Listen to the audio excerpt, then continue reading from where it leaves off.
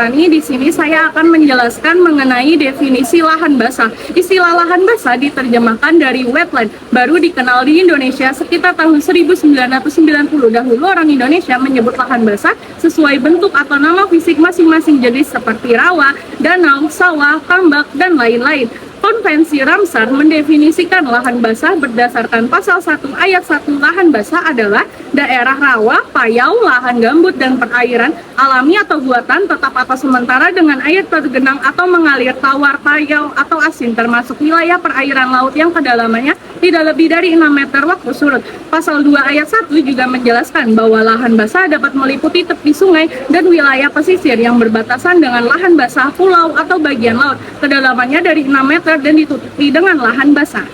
Perkenalkan, nama saya Sri Dea Fitri. Selanjutnya kita akan bahas mengenai karakteristik lahan basah. Yang pertama, lahan basah dapat mencakup wilayah riparian atau tepian sungai dan pesisir yang berdekatan dengan suatu lahan basah. Yang kedua, pulau-pulau atau bagian laut yang dalamnya lebih dari 6 meter yang terlingkup oleh bahan basah menurut konvensi Ramsar. Selain itu, ciri dan karakteristik utama lahan basah adalah muka air yang dangkal, dekat dengan permukaan tanah, serta memiliki vegetasi khas.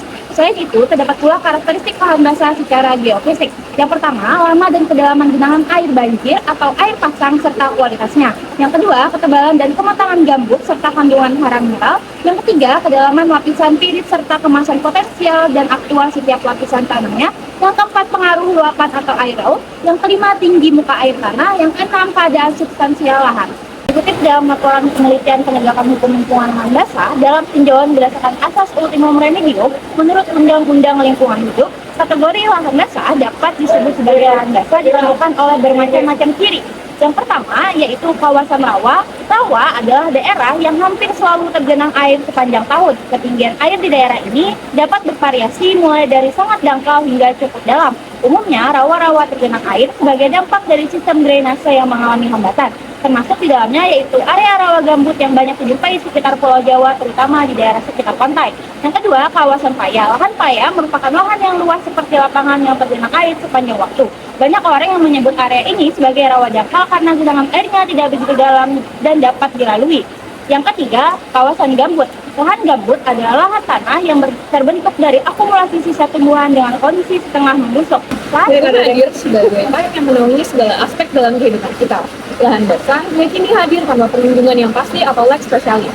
Sebagai mahasiswa hukum di Indonesia, penting untuk mempelajari lahan basah yang daerah persebarannya cukup banyak, terutama di sekitaran kita.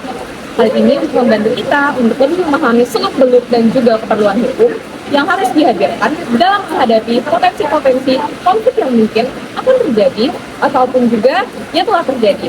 Pemahaman yang hadir dalam memberikan perlindungan serta tata cara pengelolaan yang benar terhadap lahan basah kiranya dapat membantu ketidakhadiran aturan yang seharusnya mengisi untuk mengatur tata kelola lingkungan lahan basah. Lahan basah penting dipelajari dalam konteks hukum karena memiliki fungsi vital sebagai penyedotan air, pengalihan banjir, penyerapan karbon, serta habitat satwa, sehingga pembuatannya harus diatur dengan aturan yang jelas. Tanpa kepastian hukum, lahan basah kerap menjadi sumber konflik antara masyarakat, perusahaan, dan pemerintah. Apalagi banyak komunitas adat yang penting bergantung pada gambut dan mangrove. Perusahaannya pun menimbulkan sanksi hukum, baik pidana, perdata, maupun administrasi. Seperti gugatan terhadap perusahaan pembakar lahan. Selain itu, Indonesia terikat kewajiban nasional maupun internasional termasuk konvensi Ramsar untuk menjaga keberlanjutan lahan basah. Karena itu, hukum berlangsung menyeimbangkan kepentingan ekonomi, sosial, lingkungan agar pemuatannya lahan basah tetap berkelanjutan. Perkenalkan, saya Nabila dan teman saya Azla yang akan menjelaskan mengenai potensi konflik hukum di lahan basah sekitar Universitas Lambung Mangkurat, Kalimantan Selatan. Yang pertama, eksistensi perkebunan sawit. Keberadaan perkebunan sawit seringkali bersinggungan dengan persoalan perlindungan lingkungan. Banyak pihak menilai bahwa keberadaan sawit di Kalimantan Selatan menimbulkan dampak buruk terhadap ekosistem, khususnya karena sebagian besar perkebunan berada di kawasan lahan basah, seperti di Kabupaten Hulu Sungai Utara dan Hulu Sungai Selatan. Pembukaan lahan rawa untuk perkebunan menyebabkan perubahan ekosistem, berkurangnya ketersediaan ikan rawa, dan terganggunya sumber mata pencaharian masyarakat lokal. Walaupun demikian, tidak dapat dipungkiri bahwa sawit juga memberikan dampak positif secara ekonomi, baik terhadap nilai tanah maupun perekonomian masyarakat sekitar. Inilah yang membuat perkebunan sawit menjadi salah satu sumber potensi konflik hukum antara kepentingan ekonomi dan perlindungan lingkungan. Yang kedua, ada fungsi lahan basah untuk pembangunan infrastruktur pemukiman atau kawasan komersial.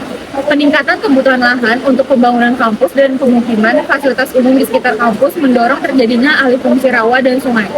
Banyak lahan rawa yang ditimbun untuk keperluan pembangunan, padahal hal ini sering menimbulkan masalah izin tata ruang, resiko banjir, serta konflik dengan masyarakat yang menggantungkan hidupnya pada lahan basah seperti nelayan atau petani.